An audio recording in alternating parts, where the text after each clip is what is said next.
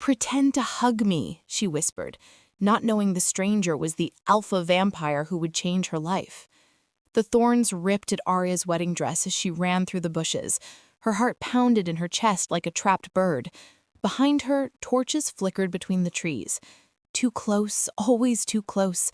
The sound of horses thundered through the forest, with her father's guards shouting her name. "Miss Aria, come back! It's not safe!" Safe? She almost laughed at how long that was. Nothing about tonight had been safe. Not when she found out the truth about her marriage agreement, not when she realized what her father had really sold her for, and definitely not when she climbed out of her bedroom window wearing a wedding dress that cost more than most people's houses. Her bare feet slipped on the wet ground as she stumbled down a steep hill. The white satin of her dress, once clean and beautiful, now hung in muddy pieces around her legs. The pearl headpiece her mother had worn and her grandmother before that had been left behind on the forest floor long ago. She couldn't have gone far in that dress, the voice of Captain Morris, her father's head guard, cut through the night air. Aria pressed herself against the rough bark of an oak tree, trying to control her loud breathing. Moonlight came through the trees above, making scary shadows that seemed to dance and move with every gust of wind. She had maybe 5 minutes before they found her. The forest was thick, but not thick enough to hide her forever, and in this dress, she might as well be carrying a white flag of surrender. Think, Aria, think.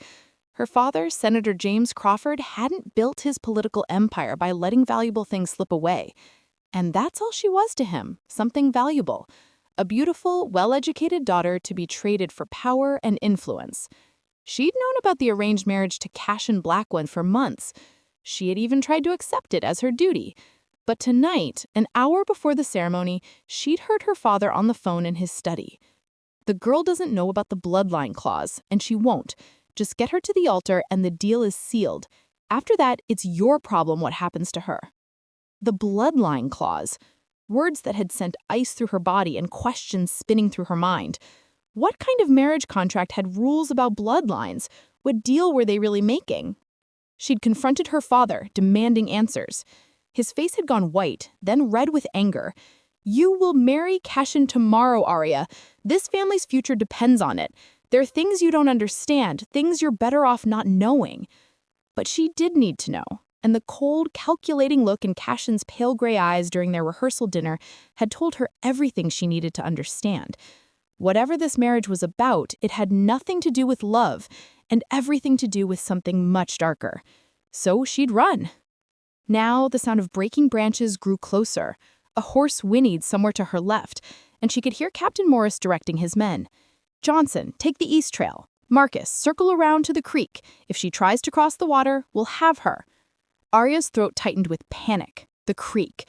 She'd been heading straight for it, hoping to use the water to hide her scent and throw off any tracking dogs they might bring. But they'd guessed that move. She pressed herself deeper into the shadows, her back against the tree, when a twig snapped directly behind her. Aria spun around, her heart stopping completely. A figure stood not 3 feet away, so still and silent she wondered how long he'd been watching her. In the moonlight, she could make out the shape of a tall man, broad-shouldered and dressed entirely in black. His dark hair seemed to swallow the light around him, and his face remained hidden in shadow. For a moment, neither of them moved. Then the sound of approaching horses made the decision for her.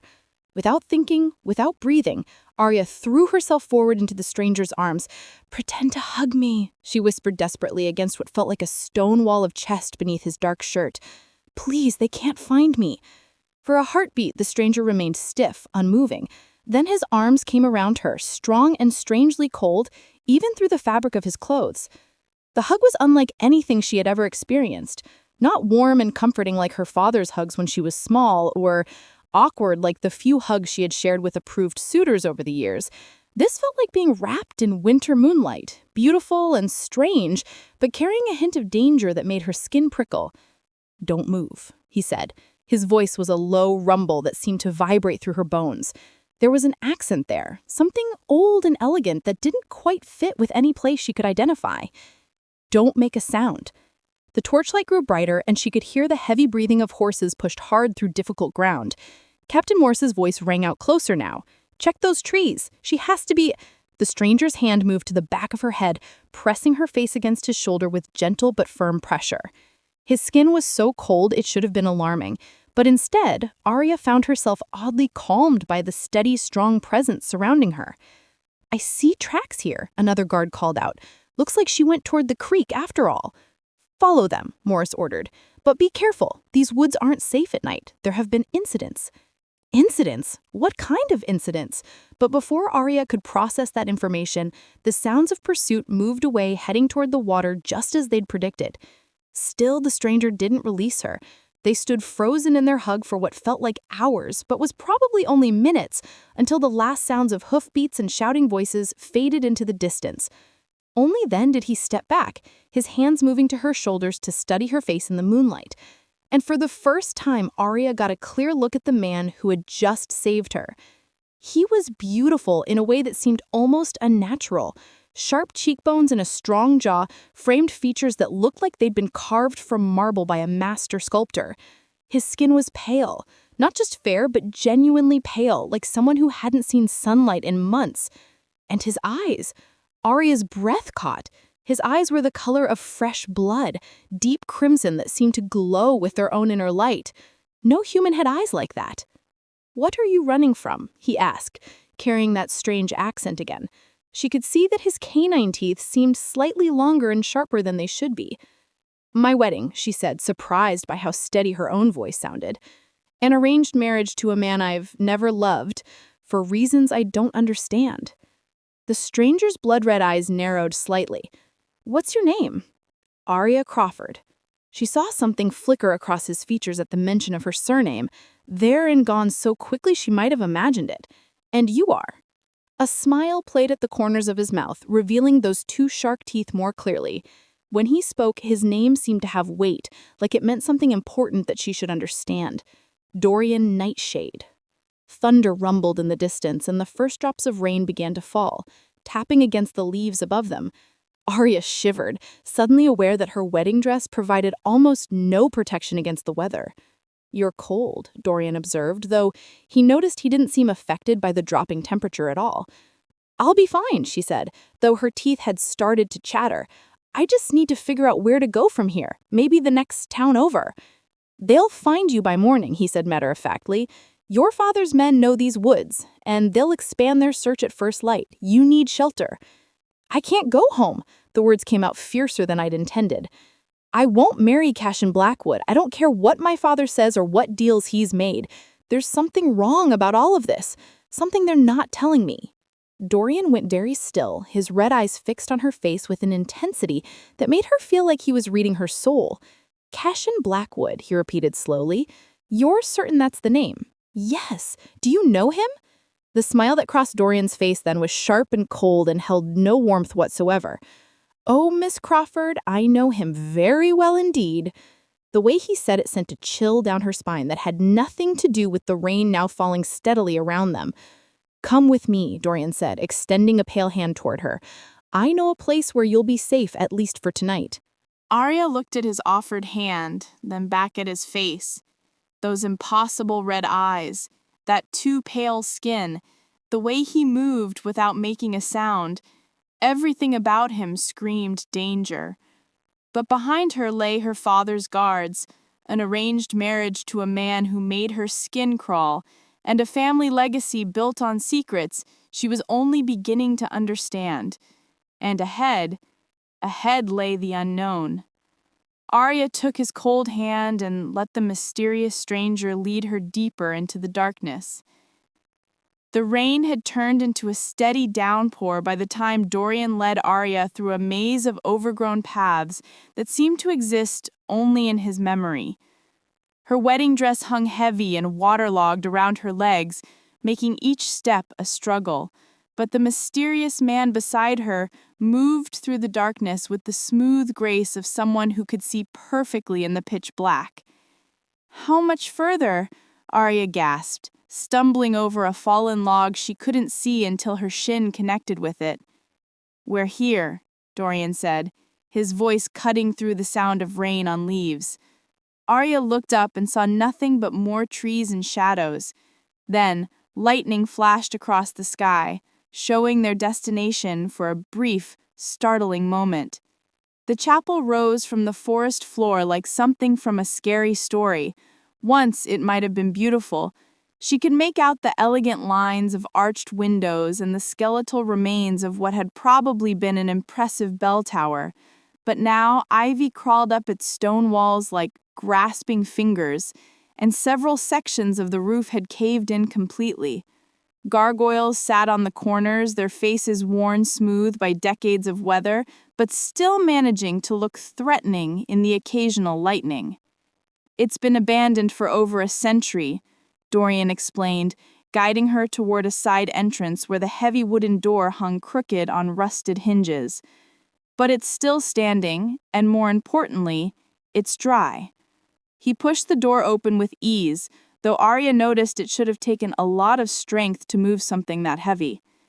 Inside, the air smelled of old stone and damp earth, with an underlying scent she couldn't identify, something metallic and slightly sweet. Dorian moved ahead of her into the darkness, and suddenly soft golden light bloomed throughout the space.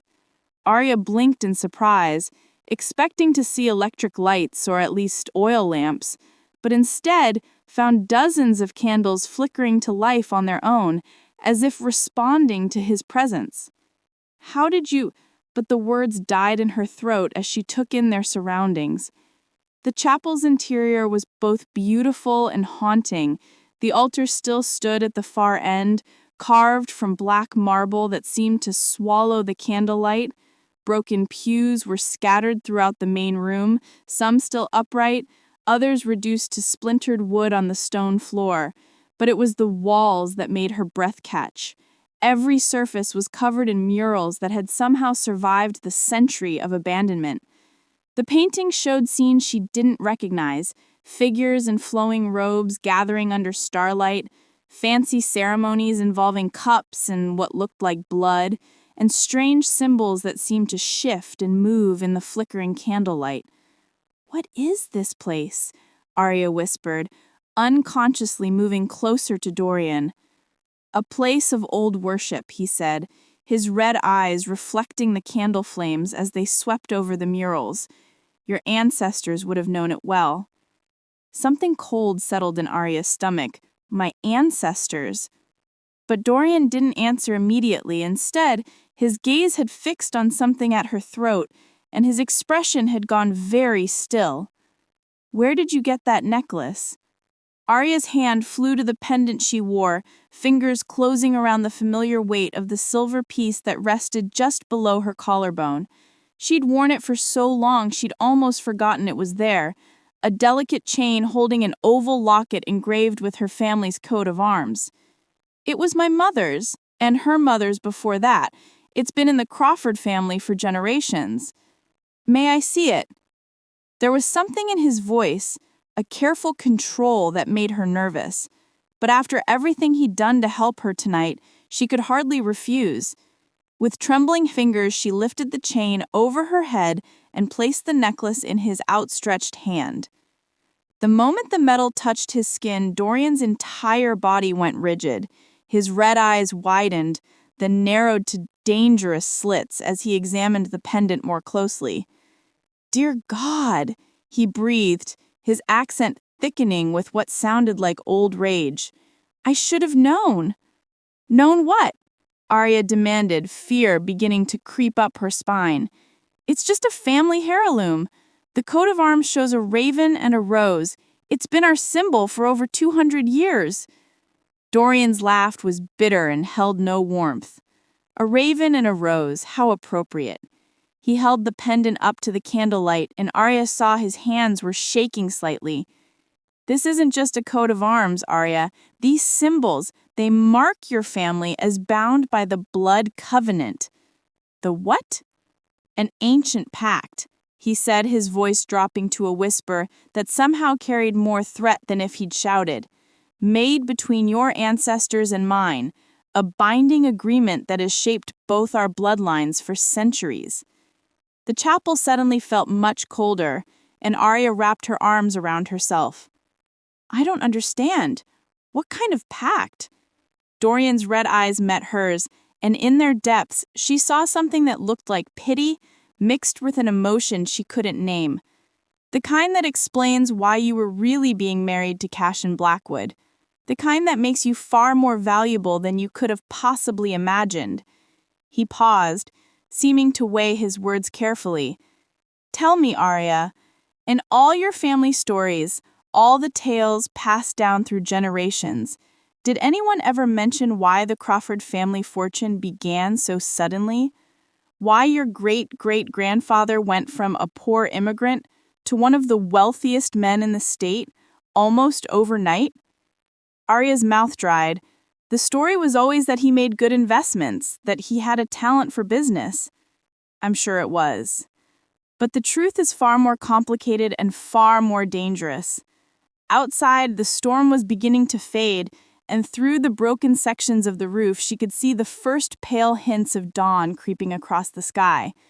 But instead of feeling relieved at the approaching daylight, she found herself more afraid than ever, because the way Dorian was looking at that approaching sunrise, with something that looked almost like dread, told her that whatever secrets her family had been keeping, they were about to become much more real. "The sun will be up soon," Dorian said, returning the necklace to her with hands that were steadier now. "We have much to discuss, and some conversations are better had in darkness." As if on cue, the candles throughout the chapel began to dim, leaving only a few flickering near the altar. Dorian moved toward the shadows near the far wall, his pale skin seeming to glow faintly in the dying light. "Where are you going?" Aria asked, suddenly not wanting to be alone in this strange, ancient place. "To rest," he said simply. "Dawn is not comfortable for my kind." His kind. The word hung in the air between them like a challenge, and Aria felt the final pieces of a terrible puzzle beginning to click into place. The impossible speed and strength, the way he moved without sound, those red eyes and sharp teeth, the way he seemed to dread the approaching sunrise, and now this talk of ancient pacts and blood covenants. "Dorian," she whispered, but she was no longer sure she wanted to hear the answer. He paused at the edge of the shadows, turning back to look at her one final time, and when he smiled, his fangs were clearly visible in the dim light. "I think you already know, Aria Crawford. The question isn't what I am." His red eyes seemed to glow as the last of the candles went out, leaving his voice floating to her from the darkness. "The question is what that makes you." And then he was gone, leaving her alone with the approaching dawn and the terrible certainty that her life would never be the same again. Sleep had been impossible. Every time Aria closed her eyes, she saw Dorian's red-blood gaze and heard his final words echoing in her mind. "The question is what that makes you." As pale morning light filtered through the broken sections of the chapel roof, she tried to make sense of everything that had happened. The mysterious stranger who moved like shadow and spoke of ancient pacts, the necklace that had caused such a violent reaction, and the blood covenant that supposedly bound her family to... what? Creatures like Dorian? Because there was no point in pretending anymore. Whatever Dorian was, he wasn't human. Those fangs, the way he dreaded the sunrise, his unnatural strength and speed, everything pointed to the same impossible conclusion. Vampire. The word should have sent her running, screaming into the daylight, but instead, she found herself more curious than afraid. Dorian had saved her, protected her, offered her shelter when she had nowhere else to go. If he'd wanted to hurt her, he'd had plenty of chances. But the questions remained. What was this blood covenant? What did it have to do with her family's fortune? And why had her wedding to Cashin been so important that her father was willing to hunt her through the forest rather than let her escape? The answers, she suspected, lay somewhere in this ancient chapel. Aria had spent the early morning hours exploring the main sanctuary, studying the murals more carefully in the growing daylight. The painted figures seemed less scary now, though no less mysterious. She could make out scenes of what looked like formal ceremonies, people in fancy robes exchanging cups, signing documents, and performing rituals she didn't recognize. And in every scene, she noticed the same symbols appearing again and again, ravens and roses intertwined in patterns that exactly matched her family's coat of arms. It was behind the altar that she found the entrance to the crypts. The stone slab looked like part of the floor until she noticed it was slightly raised, with warm grooves around its edges as if it had been moved many times over the years. When she pressed against one side, it shifted with surprising ease, revealing a narrow stone staircase descending into darkness below. Aria hesitated. Dorian had vanished somewhere into the shadows of the chapel to escape the daylight, and she had no idea where he'd gone. The smart thing would be to wait for him to return before exploring further. But her father's guards could return at any time, and if she was going to understand what she'd gotten herself into, she needed answers now. Taking one of the still burning candles from the altar, Aria descended into the crypts. The air grew colder with each step, and her candle flame flickered in drafts that seemed to come from nowhere. The staircase ended in a long, narrow hallway lined with stone alcoves, some empty, others containing weathered coffins or fancy tombs bearing names she didn't recognize. But it was at the far end of the hallway that she found what she was looking for. The chamber was larger than the others, clearly designed as some kind of record room or archive. Stone shelves lined the walls, filled with leather-bound books, rolled parchments, and metal document boxes that looked like they'd been untouched for decades. A heavy wooden table sat in the center, its surface scarred and stained with age. And there, spread across that table, as if someone had been studying them recently, were papers bearing the Crawford family seal. Aria set her candle down with trembling hands and picked up the first document. The parchment was yellowed with age, the ink faded but still readable. At the top, in fancy script, were the words, Blood Covenant Contract, Crawford Nightshade Alliance, Year of Our Lord 1823. Nightshade. Dorian's surname. With growing dread, she began to read. In exchange for prosperity, wealth, and political influence beyond measure, the Crawford bloodline hereby agrees to provide one daughter of pure blood every generation to seal the alliance between human and vampiric houses. The chosen daughter shall be wed to the designated representative of the Nightshade clan, binding her life and bloodline to their eternal service. The parchment slipped from her nerveless fingers. This couldn't be real. It couldn't be. But there were more documents, many more. Marriage certificates dating back generations, all bearing the Crawford name, but instead of ending, "Until death do us part," they contained clauses about eternal servitude and blood binding and generational debt. Birth records showing daughter after daughter born into the Crawford line, with notations beside each name, selected for covenant fulfillment or reserved for alliance renewal. And most horrifying of all, death certificates. So many death certificates. Young women, all in their early 20s, all dying within months of their mysterious marriages to men with names like Drawl, Montague, Ashwood, and Blackwood. Cash of Blackwood's name appeared on document after document, spanning decades. Impossible. Unless... "Oh, God," Aria whispered, her voice echoing in the stone chamber. "They're all vampires!"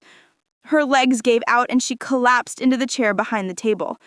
Her father's wealth, their political influence, their rise from poverty to power, it had all been paid for with the lives of Crawford daughters. Generation after generation of young women sold like cattle to creatures of the night. And now it was her turn. Her wedding to Cashin hadn't been about love or even political alliance. It had been about fulfilling a contract written in blood nearly 200 years ago. Her father hadn't been arranging a marriage. He had been delivering payment on a debt. With shaking hands, she picked up another document, this one more recent. The paper was crisp and new, the ink still dark.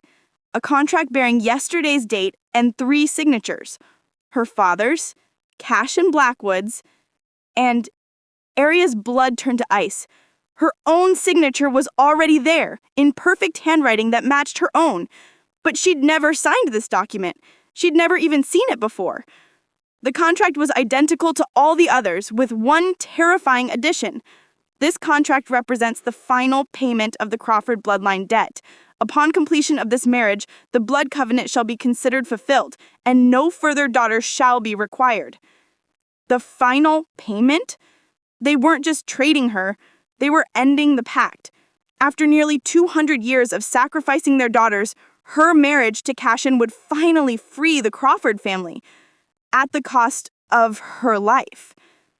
Aria stared at the documents spread before her, feeling the weight of generations of betrayal crushing down on her shoulders.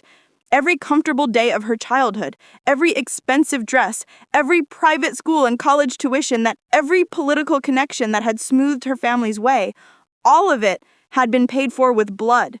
The blood of daughters who had trusted their families to protect them. Daughters who had been lied to, just as she had been lied to. "I won't do it," Aria whispered to the empty crypt, her voice growing stronger with each word. "I won't be the final sacrifice. I won't let them win." But even as she made the vow, she knew the terrible truth. Refusing the covenant wouldn't just destroy her family's fortune. According to these documents, it would put everyone she'd ever cared about in danger. The vampires had been very patient for nearly 200 years, accepting their payment one daughter at a time. But if that payment stopped, what would creatures who had lived for hundreds of years do to collect a debt that old? Footsteps echoed from the corridor above, and Aria's heart leapt into her throat. But as the sound grew closer, she realized it was too light, too careful to be her father's guards. "Aria!" Dorian's voice drifted down the stairs, carrying a note of concern. "Are you down there?"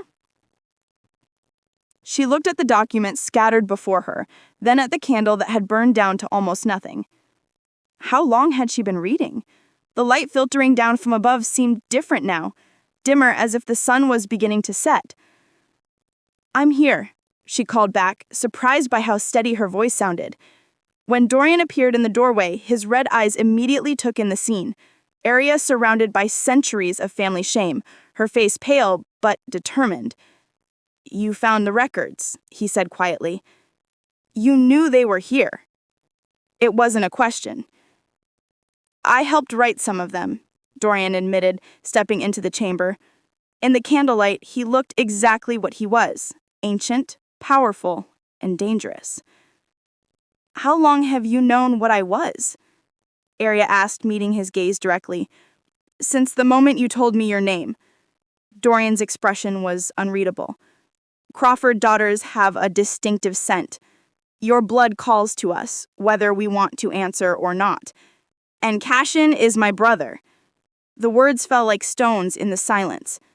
"My younger brother, who has been spending the last century eagerly awaiting his turn to claim a Crawford bride."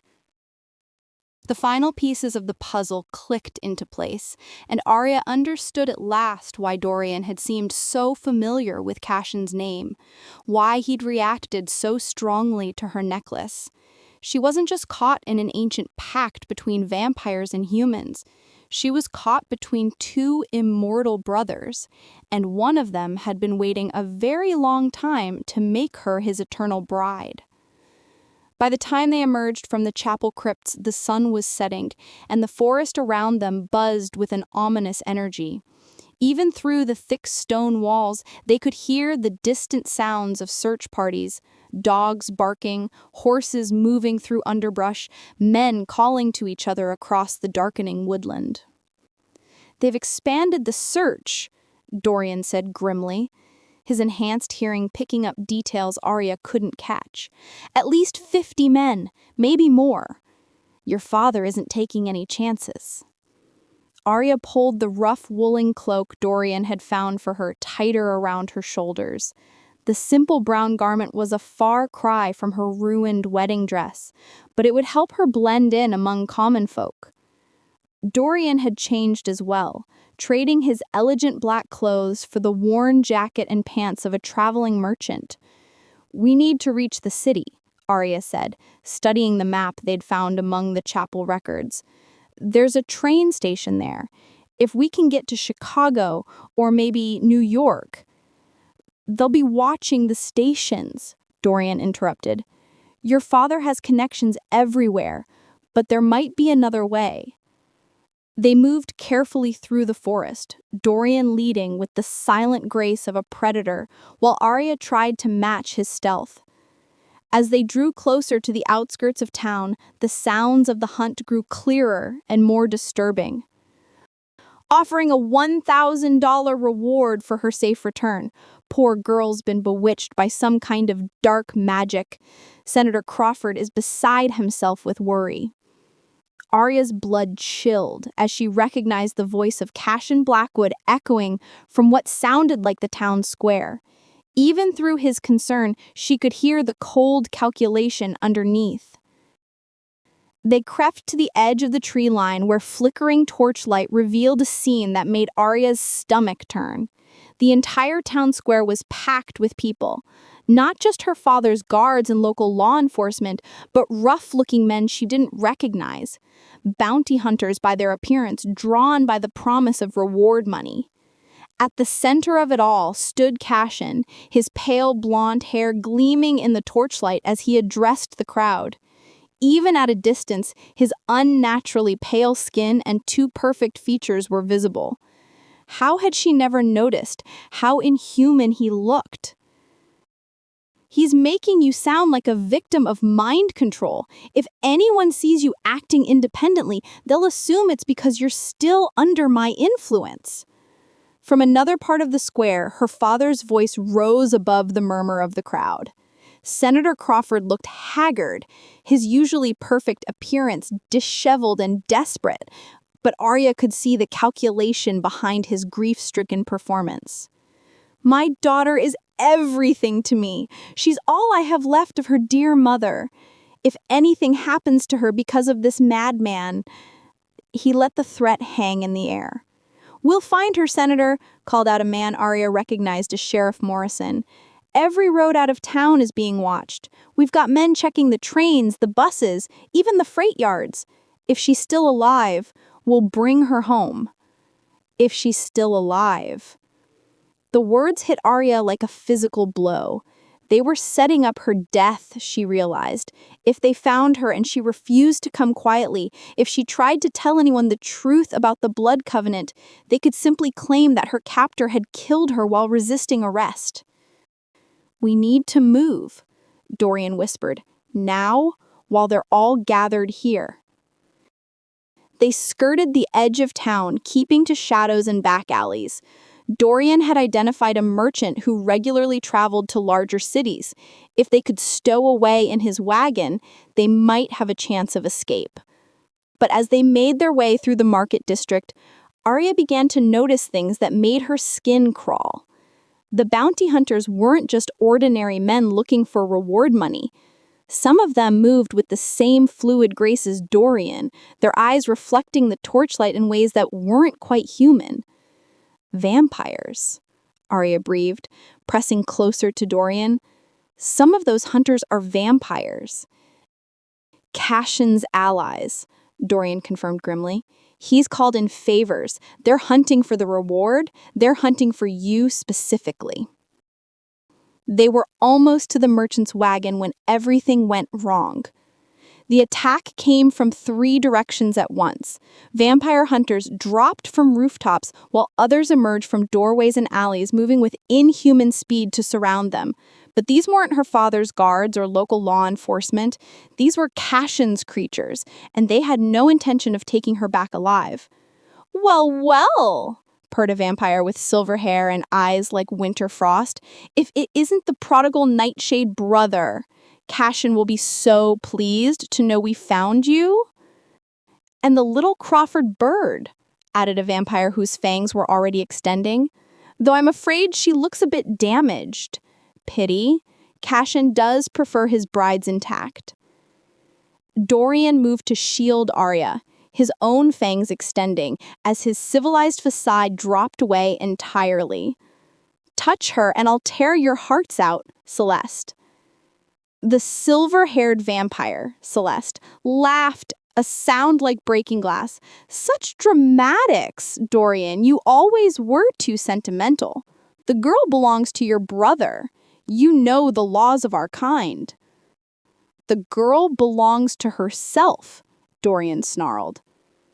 The first vampire lunged, and Dorian met him with inhuman speed and strength. The sound of their collision echoed through the alley like thunder, and Aria watched in horrified fascination as two immortal predators fought with deadly grace. But there were too many of them. While Dorian was engaged with the male vampire, Celeste circled toward Aria with the patience of a practiced killer. "Come here, little bird. Don't make this harder than it needs to be." Aria grabbed a broken piece of wood from a nearby crate, holding it like a stake. "Stay back." Celeste's laughter was mocking.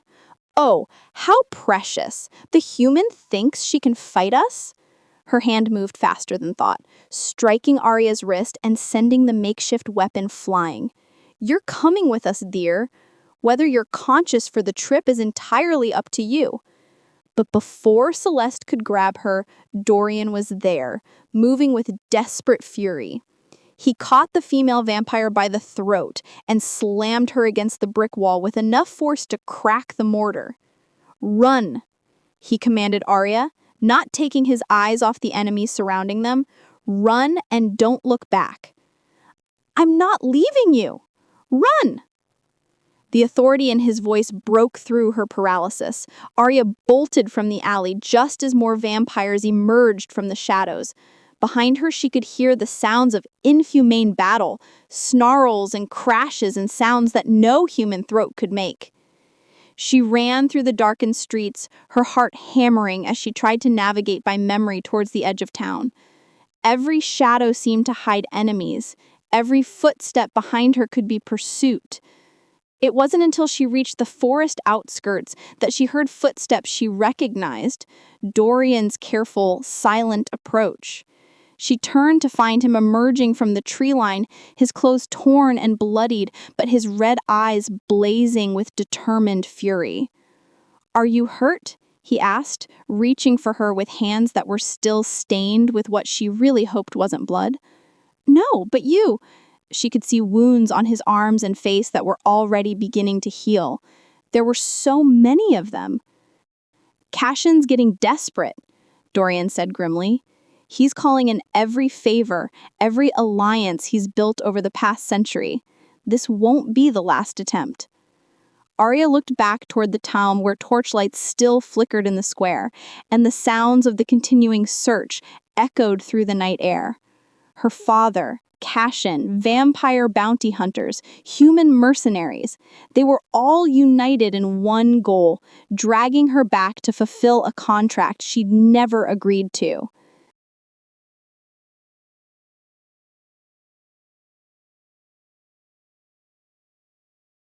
"Where do we go now?" she asked. Dorian's smile was sharp and dangerous, more predator than protector. "Somewhere they won't expect. Somewhere I have allies of my own." "More vampires?" "My clan," he said simply. "It's time you met the rest of the Nightshade family and learned exactly what you've gotten yourself into." As they disappeared into the wilderness, leaving the lights of town far behind, Aria couldn't shake the feeling that she was walking directly into the heart of danger.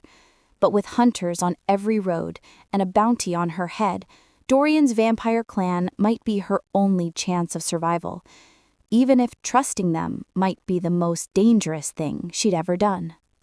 The Nightshade Fortress clung to the mountainside like a massive stone predator, its ancient walls carved directly into the living rock.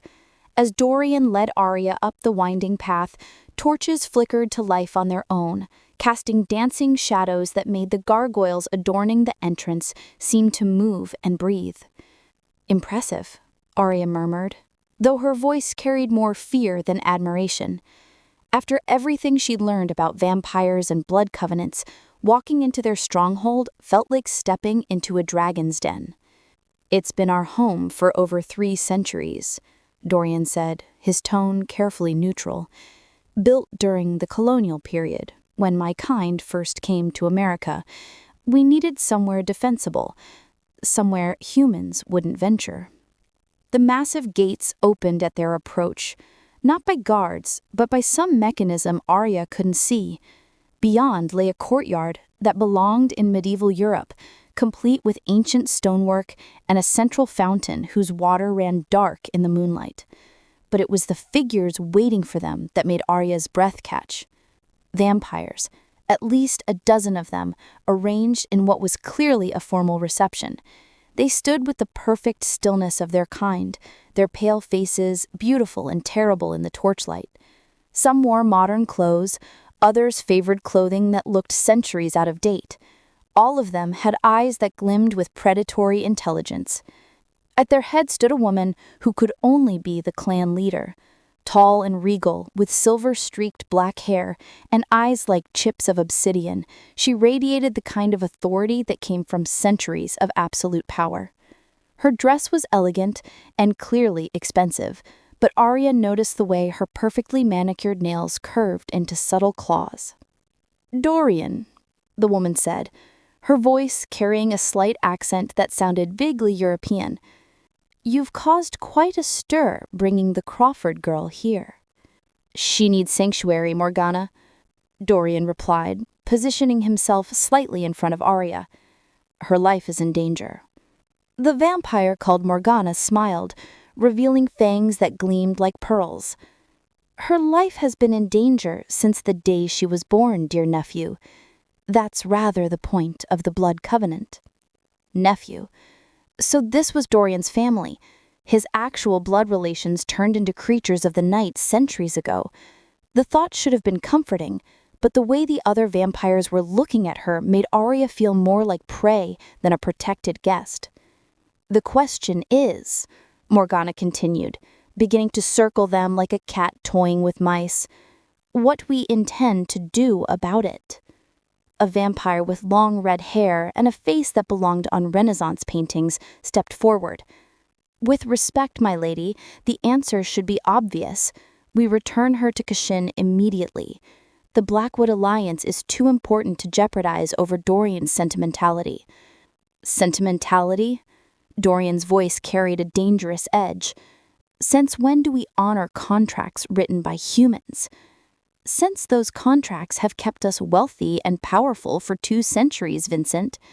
The Crawford fortune funds half our operations. Their political connections have kept vampire hunters off our backs and ensured we can feed without interference. You would throw all that away for one human girl?"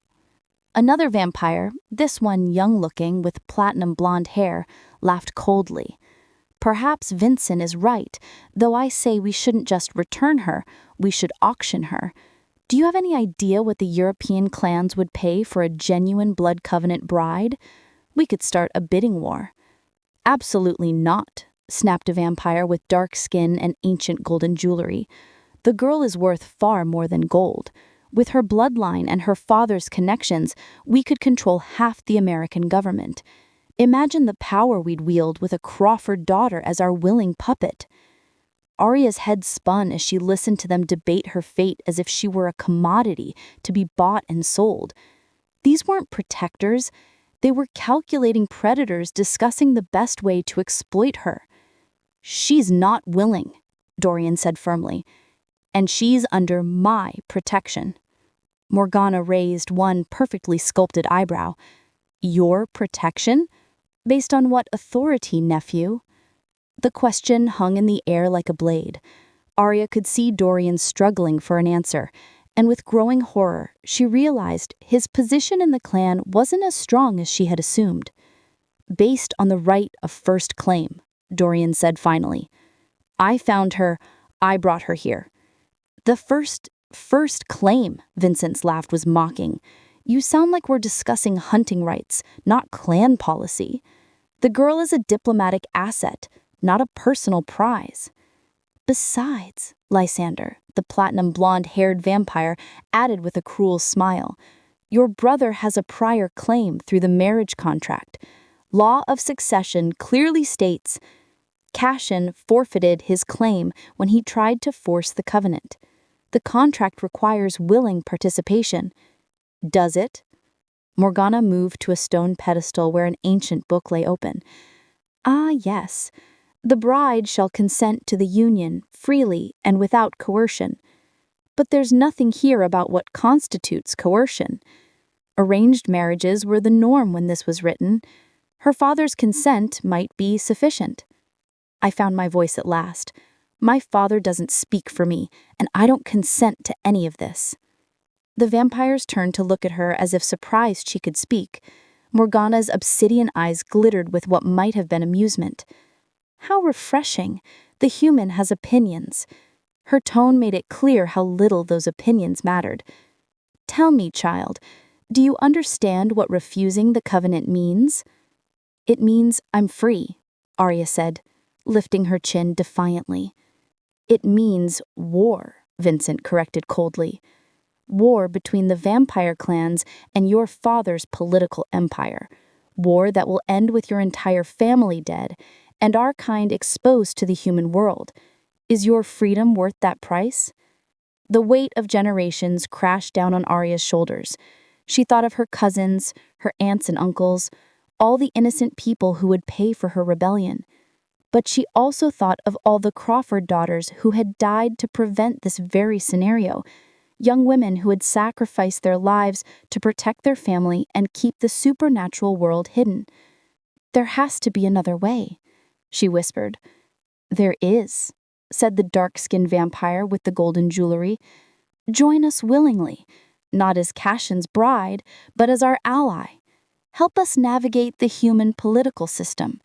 Use your family's connections to expand our influence. In exchange, we protect you and ensure your family's safety. Making her our puppet instead of Cashin's, Dorian said disgustedly. How is that better?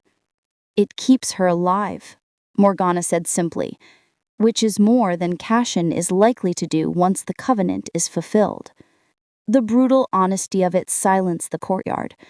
Aria looked around at the faces surrounding her, some calculating, some cruel, but all of them seeing her as a tool to be used rather than a person to be protected. I won't let any of you use her, Dorian said, his voice carrying desperate determination. She deserves the chance to choose her own fate. Morgana's smile was sad and infinitely patient. Oh, my dear nephew, still so young, even after 3 centuries. She gestured, and several vampires moved to flank Dorian. You've let your feelings cloud your judgment. The girl will be our guest while we decide the best course of action. As for you, perhaps some time to consider your loyalties would be wise.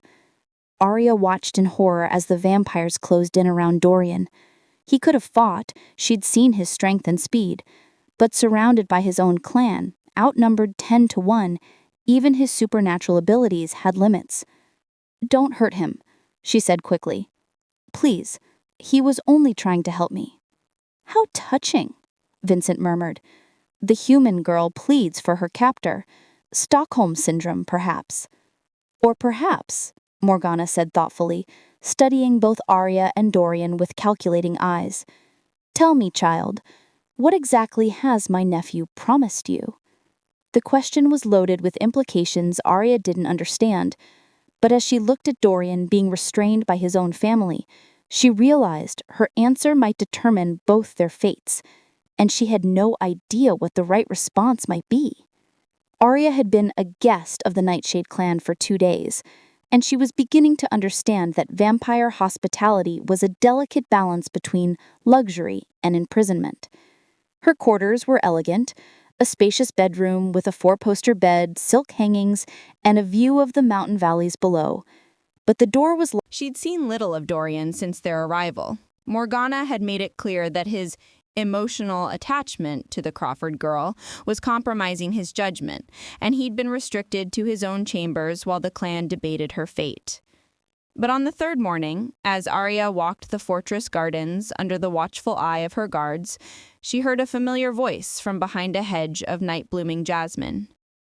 The roses are particularly beautiful this time of year. Aria glanced at her guards, Vincent and another vampire named Marcus, who were deep in conversation about clan politics. Moving casually toward the voice, she found Dorian seated on a stone bench, partially hidden by the flowering shrubs. I thought you were under house arrest, she whispered, settling beside him with what she hoped looked like casual interest in the garden. Technically, I am, but 3 centuries of living in this fortress has taught me all its secret passages. His red eyes were tired, shadowed with something that looked like defeat. I needed to see you, to explain. Explain what? Dorian was quiet for a long moment, his gaze fixed on the black roses growing wild around the garden's edges. I've been alive for over 300 years, Aria. I've seen the rise and fall of empires, watched generations of humans live and die, and I've grown tired. Tired of the politics, the endless scheming, the way we treat humans like cattle to be herded and traded. But you're a vampire, Aria said softly. Isn't that just your nature?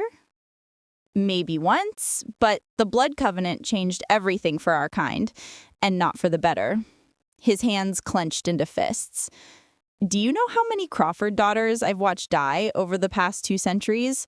How many young women, just like you, terrified and alone, traded away by their families for gold and power? The pain in his voice was genuine, and Aria felt her heart clench in sympathy. 17, Dorian continued. 17 beautiful, intelligent women who deserved better than to be sacrificial offerings, and I did nothing to stop it. I told myself it was necessary, that the alliance was more important than individual lives, and that we were the superior species, and humans existed to serve our needs. What changed? Aria asked, though she suspected she knew the answer. You. He turned to meet her eyes, and she saw something raw and vulnerable in his gaze. When you threw yourself into my arms that night and whispered, "Pretend to hug me," you trusted a complete stranger to protect you. You didn't know what I was, didn't know if I was more dangerous than the people chasing you, but you took that leap of faith. I was desperate, Aria said, but without conviction. You were brave. And when I realized who you were, what you represented, I couldn't do it. I couldn't let you become the 18th name on my conscience. They sat in comfortable silence for a moment, the morning sun filtering through the garden's ancient trees. Aria found herself studying Dorian's profile, the sharp angles of his face, the way exhaustion had settled around his eyes like shadows. What will happen now? She asked. I don't know, he admitted. The clan is split. Some want to honor the old alliance with Cashin. Others see opportunity in keeping you here, using your family's influence for their own ends. And a few... He hesitated. What? A few think we should just kill you and be done with it, end the covenant permanently and deal with the consequences. Aria's blood chilled. And what do you think we should do? I think you should choose for yourself, whatever that choice is. He reached over and took her hand, his cold fingers intertwining with her warm ones. You're not property, Aria. You're not a bargaining chip or a political asset. You're a person who deserves to control her own destiny. The sincerity in his voice made her chest tight with emotion. Even if that choice puts your clan at risk? Especially then. Before Aria could respond, the sound of approaching footsteps made them both freeze. Dorian quickly released her hand and moved to examine a nearby rosebush, while Aria pretended to study the garden's fountain. Vincent appeared around the hedge, his pale eyes suspicious. Miss Crawford, you're wandering rather far from the main path. Just enjoying the flowers, Aria said innocently. It's a beautiful garden. Vincent's gaze flicked to Dorian, then back to her. Indeed. Perhaps you should return to your quarters. Lady Morgana wishes to speak with you. As they walked back toward the fortress, Aria caught sight of Vincent speaking in low, urgent tones with Marcus. She couldn't hear the words, but something about their body language made her skin crawl. That evening, as she lay in her locked room trying to process everything Dorian had told her, she heard voices outside her window. The conversation was taking place in the courtyard, and the speakers clearly thought they were being discreet. Cashin's offer is generous, Vincent was saying. 5,000 in gold, plus renewed trading agreements with the European clans. And if Morgana discovers our arrangement, this voice belonged to Lysander. Morgana is too sentimental. She actually believes Dorian's romantic nonsense about the girl's freedom. But Cashin is offering practical solutions. We return the Crawford girl, honor the old alliance, and profit handsomely. When? Tomorrow night during the new moon ceremony. Everyone will be distracted by the ritual, and Dorian will be required to attend. We'll have a clear window to deliver her. Aria's heart hammered as the implication sank in. A faction of the clan was planning to betray her and Dorian by secretly handing her over to Cashin. All his talk of protecting her, of letting her choose her own fate, would mean nothing if his own family sold her out for gold. She moved away from the window, her mind racing. She had to warn Dorian.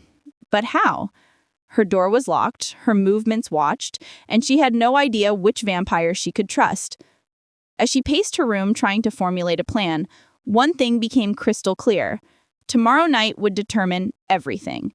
Either she would find a way to escape this web of betrayal and ancient contracts, or she would wake up as Cashin Blackwood's unwilling bride, if she woke up at all. But Vincent and his conspirators had made one crucial mistake. They assumed she was helpless, a passive victim waiting to be traded. They had no idea that desperation and determination could make even a human dangerous. And Aria Crawford was done being anyone's pawn. The time for running was over. Tomorrow night, she would fight back. The new moon ceremony had barely begun when the attack came. Aria had managed to slip from her quarters during the ritual preparations, using a pearhen to pick the ancient lock, a skill learned from a rebellious college roommate that she'd never imagined would save her life. She'd been searching desperately for Dorian when the fortress gates exploded inward with the sound of thunder. Cashin Blackwood strode through the smoking wreckage with the confidence of a conquering king. Behind him came at least 30 armed men, not just mercenaries, but vampire hunters, equipped with silver weapons and wooden stakes. Their faces were grim and determined, the faces of men who knew they were walking into a nest of monsters. But it was Cashin himself who commanded attention.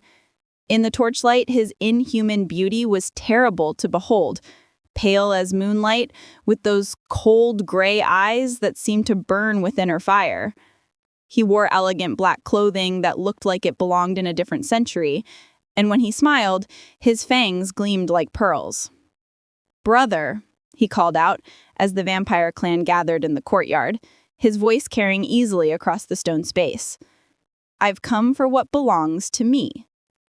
The Nightshade vampires had formed a defensive semicircle, with Morgana at her head, but Aria could see the uncertainty in their faces.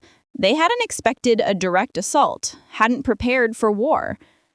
"Cashin," Morgana said coolly, though I caught the tension beneath her composed exterior, "you're trespassing on Nightshade territory. Leave now, and we might overlook this breach of etiquette." Cashin's laugh was like breaking glass. "Etiquette? You harbor my bride? Steal what was promised to me by sacred covenant? And you speak of etiquette?" "The girl is under our protection," Dorian said, seized with fury as he faced his brother.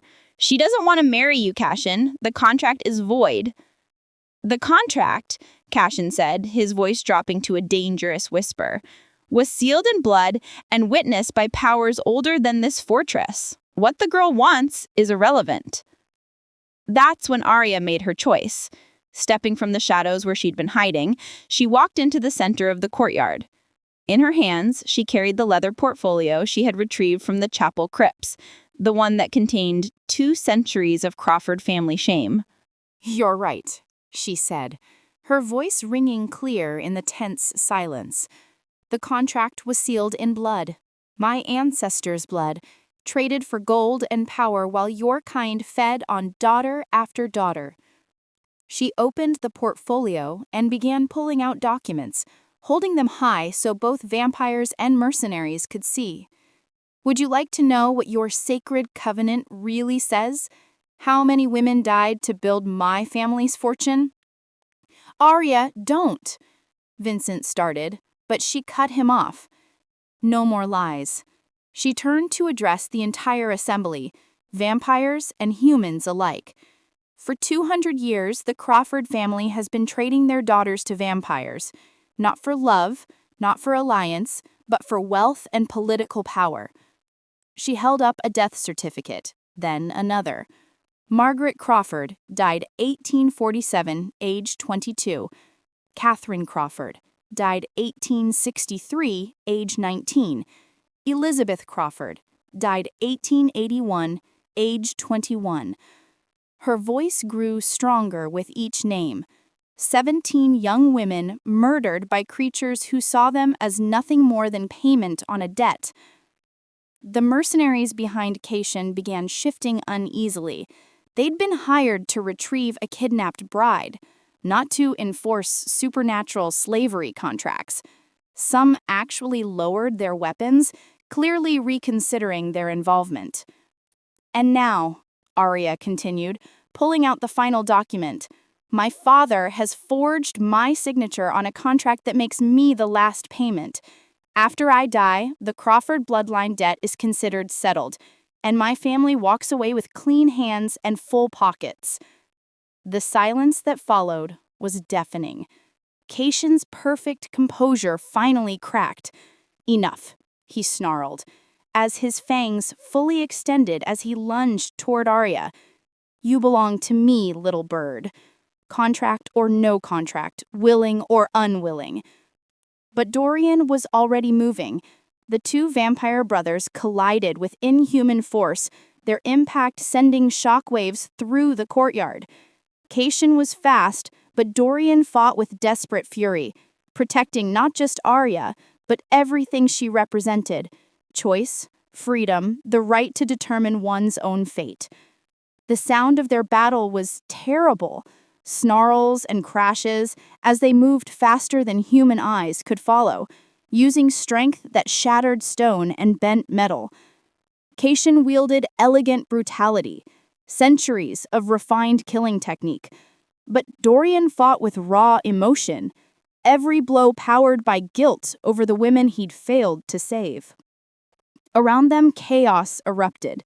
Some of Morgana's vampires moved to defend their territory, while others, Vincent's faction, tried to seize Aria in the confusion. The mercenaries found themselves caught between supernatural predators, some fighting for their lives, while others fled for the gates. Aria clutched the portfolio of documents, dodging between combatants as vampires and humans clashed in deadly earnest. These papers were the only proof of her family's crimes, the only way to expose the truth about the Blood Covenant. A vampire hunter lunged at her with a silver blade, clearly intending to eliminate what he saw as a threat to his own kind. Aria dodged, but Vincent appeared from nowhere, grabbing for the documents. "Those papers die with you, girl," he snarled. Aria swung the heavy leather portfolio like a weapon, catching Vincent across the face with enough force to stagger even a vampire. As he reeled back, she spotted a fallen stake from one of the hunters. Without thinking, she grabbed it and drove the wooden point into Vincent's chest. The vampire's eyes went wide with shock before he crumbled to dust, leaving only empty clothes behind. Aria stared at her hands in horror. She'd just killed someone, even if that someone had been trying to kill her first. But there was no time for guilt. Across the courtyard, Dorian and Cation's duel was reaching its climax. Both vampires were wounded, their elegant clothes torn and bloodied, but Cation was older, more experienced, and slowly gaining the upper hand. "You always were too sentimental, brother," he taunted, as he landed a devastating blow that sent Dorian crashing into the fountain. Dorian struggled to rise, blood streaming from wounds that should have healed already, but his red eyes burned with unquenched fury. "And your cruelty will always be yours." Cation raised his hand for the killing blow, his claws extended like knives. Around them, the battle raged on, but Aria saw not only her protector about to die for the crime of believing she deserved freedom, The time for hiding was over. "Stop!" Aria's voice cut through the chaos like a blade, carrying a note of authority that made even immortal predators pause. She stood in the center of the courtyard, the portfolio of damning documents clutched in her bloodied hands, her wedding dress torn, but her spine straight with determination. "Look around you," she shouted, addressing the mercenaries who had come with Cation. "Look at what you're fighting for." The men hesitated, their attention caught by the fierce young woman who had just killed a vampire with her bare hands. Around them, the battle slowed as both sides turned to listen. "You came here thinking you were rescuing a kidnapped bride, but you're not heroes. You're enforcers for a contract written in the blood of innocent women." She held up the documents again, letting the papers flutter in the night wind. 2 centuries of murder disguised as marriage, 2 centuries of young women traded like cattle for gold and political power. Is that what you want to be part of? The doubt that had been growing on the mercenaries' faces crystallized into something harder. These were rough men, but they weren't without conscience. Several actually stepped back, lowering their weapons as they stared at Cation with new understanding. "He's lying," Cation snarled, but his charm had lost its power. In the torchlight, with blood on his hands and fury twisting his perfect features, he looked exactly what he was, a predator desperate to claim his prey. "Am I lying?" Aria pulled out one final document, Cation's own correspondence with my father, detailing payment schedules and discussing my death as if it were a business transaction. "Then explain this, Cation Blackwood. Explain why you're so eager to claim a bride who will conveniently die right after the ceremony." The paper was passed from hand to hand among the mercenaries. As they read, their expressions changed from doubt to disgust to outright anger. They had families of their own, daughters they loved and protected. The idea of selling those children to monsters was abhorrent. "This isn't what we signed up for," one of the hunters said, throwing down his silver sword. "We don't fight for slavers or child killers," added another, backing toward the gates. One by one, Cation's army abandoned him, leaving only the vampire himself standing alone in the courtyard. His perfect composure finally shattered completely, revealing the petulant, entitled creature beneath it. "You fools!" he shrieked at the retreating mercenaries. "I paid you. You belong to me." "Nobody belongs to you," Dorian said, rising from the wreckage of the fountain with painful determination. His wounds were healing slowly, but his red eyes burned with unquenched fury. "Tell me, you would not think of my idea?" The final clash between the brothers was swift and decisive. Cation, blinded by fury and stripped of his allies, fought like a cornered animal. But Dorian had something his brother lacked, a cause worth dying for and a woman worth protecting. When Cation fell, it was with a look of genuine surprise, as if he'd never considered that his cruelty might finally have consequences. The vampire crumbled to dust, leaving only empty clothes and the echo of his dying snarl. In the silence that followed, Morgana stepped forward, her obsidian eyes surveying the destruction around them. The Nightshade clan was fractured, some dead, others wounded, all of them forced to confront truths they'd been avoiding for centuries. "The blood covenant is broken," she said, finally, her voice carrying absolute authority. "The alliance with the Crawford family is dissolved. We will find new ways to survive in this changing world." Aria looked around at the assembled vampires, some hostile, others merely calculating, but all of them listening. "There could be another way," she said quietly. "Not a covenant built on blood and death, but a partnership built on choice and mutual respect. You would ally with us willingly, after everything we've done to your family?" Morgana asked, genuine curiosity in her ancient voice. "I would ally with those who choose honor over hunger, who see humans as equals rather than prey. The world is changing, and supernatural creatures will need human allies who understand both worlds. Dorian moved to stand beside her, his presence solid and reassuring. She's right. We can build something better than what we've had. Morgana studied them both for a long moment, then inclined her head in what